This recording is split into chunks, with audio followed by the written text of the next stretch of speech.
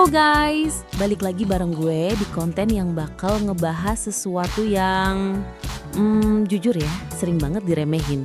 Padahal super krusial banget buat dunia konstruksi. Hari ini kita bakal deep talk, pelan-pelan aja, santai tapi serius, tentang peran manajemen konstruksi dalam pengendalian administrasi proyek. Yes, kedengarannya emang agak formal, tapi tenang aja, kita bakal bahas dengan bahasa yang gampang dicerna, plus ada vibes ala-ala Gen Z, biar lo semua tetap nyantol sampai akhir.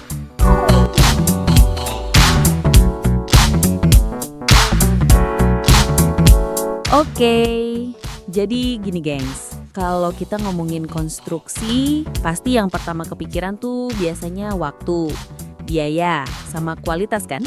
Tapi ada satu lagi faktor yang gak kalah penting, yaitu administrasi proyek. Yes, ini ibarat otak kanannya proyek.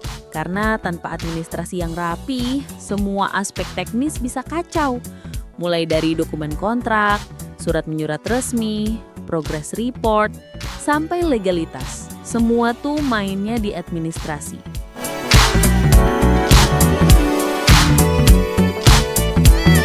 Sekarang, coba bayangin ya, lo lagi bangun gedung 20 lantai. Pekerjaan fisiknya sih lancar, beton naik terus, baja berdiri gagah. Tapi, kalau administrasi proyeknya amburadul, dokumen kontrak nyelip, progres nggak jelas, pembayaran telat gara-gara laporan nggak sinkron. Boom! Proyek bisa delay, bisa over budget, bahkan bisa kena masalah hukum. Makanya guys, pengendalian administrasi proyek itu vital banget. Ini yang bikin semua pihak, owner, kontraktor, konsultan, bisa satu frekuensi. Tanpa itu, proyek cuma kayak lo bikin event gede, tapi panitianya lupa bikin rundown. Berantakan bro.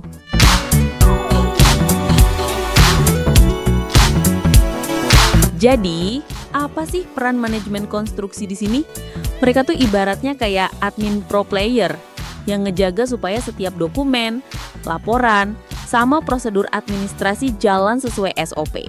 Mulai dari nyusun sistem dokumentasi proyek, mastiin semua pihak update data terbaru, ngontrol arus informasi biar nggak miss, sampai ngawal proses pembayaran dan klaim biar sesuai kontrak.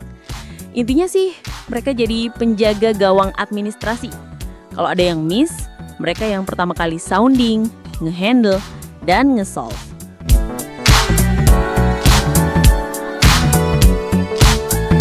Ngomongin tools, nah ini bagian yang agak teknis tapi tetap fun. Manajemen konstruksi biasanya pakai berbagai sistem kayak document control system, biar semua dokumen ada trackingnya. Project management software kayak MS Project, Primavera, bahkan sekarang udah banyak platform cloud-based.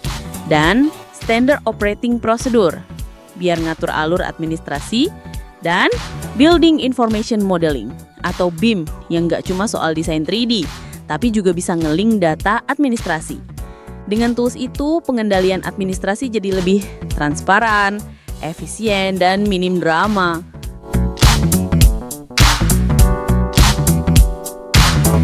Last but not least, siapa sih orang-orang di balik ini semua? Jawabannya, personil manajemen konstruksi yang kompeten. Mereka harus punya kualifikasi kayak paham regulasi dan hukum kontrak, detail-oriented tapi tetap komunikatif, melek teknologi, plus punya kemampuan koordinasi tim yang solid. Karena jujur aja ya, jadi admin proyek itu bukan sekedar jago arsip, tapi juga harus bisa bridging komunikasi antar pihak dan mikir beberapa langkah ke depan.